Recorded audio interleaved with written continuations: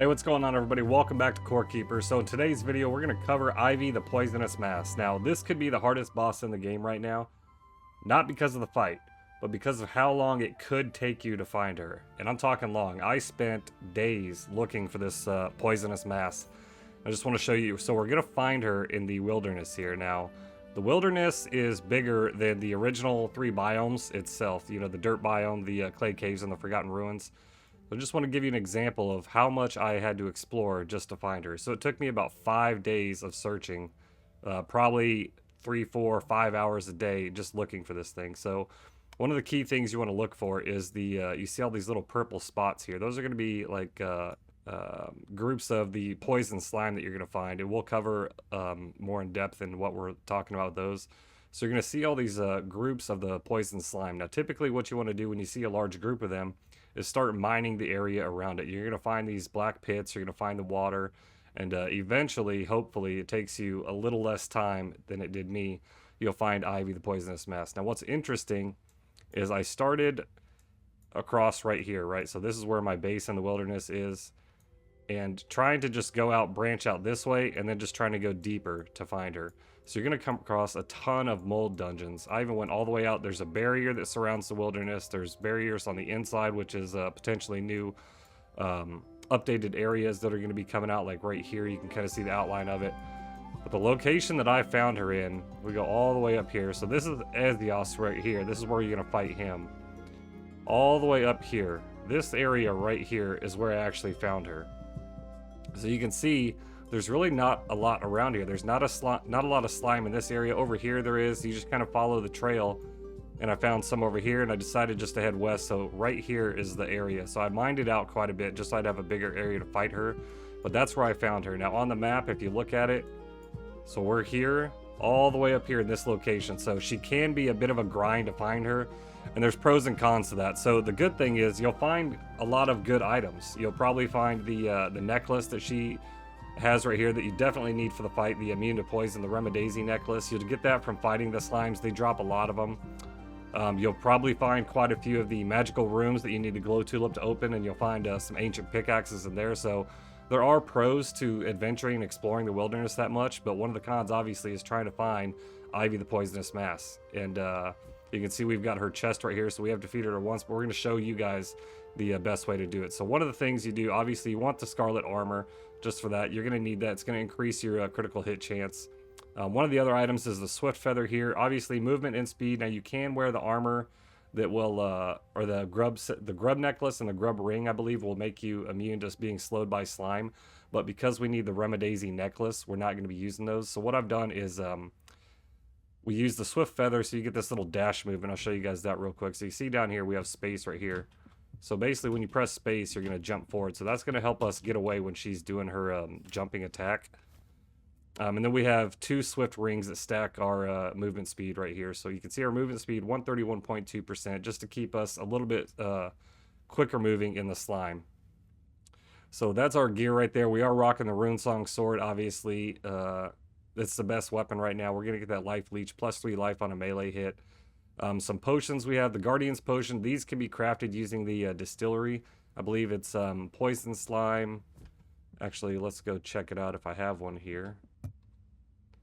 Right here. Poison slime, Paffingi, and ancient gemstones. Now, the Paffingi are going to be found in the mold dungeon. You can actually get Paffingi seeds. They have to be planted in the mold ground.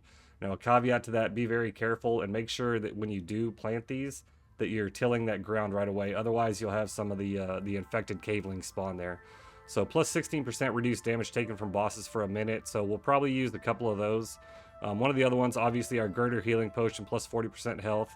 3 poison slime, 5 heart berries. Not difficult to get. Once you're out exploring enough in the wilderness area, you'll get a lot of this poison slime. And you can actually make your own farm as well. So next we have the Crunchy Mold Cheese, which is going to be Karok seeds, or Karok and Paffingi.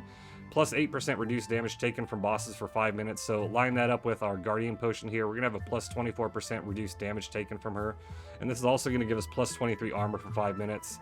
Gooey Stone Dip Snack, which is, I believe, larva meat, and Karok, plus 23 armor again. And this is going to help also increase our critical hit chance. And then we have our Hardy Pepper Wrap for the 21% movement speed as well. So one of the things you're going to need, I think we're pretty much set That's the, oh, this is what I was gonna say, is your skills. So go ahead and double check your skills. If you've got points that are gonna reduce damage taken from bosses or give you a leg up on critical hit chance or something like that, double check all your skills and see if you've got a right path set up for fighting as opposed to mining or exploring or cooking and stuff like that. The only one I really changed, I think, was this one. I had well-fed buffs gained at 2% lower food. So I went ahead, respec, put those 3 points in here. So now well-fed buffs are plus 60% stronger. So our food is going to last a little bit longer, the buffs. So double check your skill trees, and also double check and make sure that if you have killed Azios already, you do have his soul activated for the Thunder Beam attack. So now that we've got that out of the way, let's go kick her butt. Let's go get to her location, and we'll see you guys right back here in a second. All right, so we're up here, and we're in her location. See it on the map, like I said, way, way, way up here from our base. So we kind of built a little custom trail to get up here. So you can summon her after you beat her using the same summoning idol that you use for Glurch the Abominous Mask, because it says that it will summon any poisonous, or any slime, any giant slime. So we're going to go ahead and pop our stuff off right here, our food and our potions, and we're going to go ahead and try to kick her butt. So we'll double check. Oh, got to put my feather back on. Make sure the soul power is on, and we're going to go ahead and eat our food. Drink a potion, and then get after her. And make sure that we're trying to use our swift feather as much as we can. Now she is a lot tankier. And you see right here this attack, so she'll shoot out slime.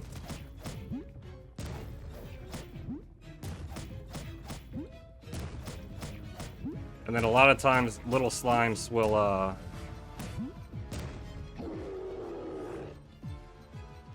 my weapons got mixed up here. A lot of the times those little slimes will go ahead and start spawning from the slime that she drops down.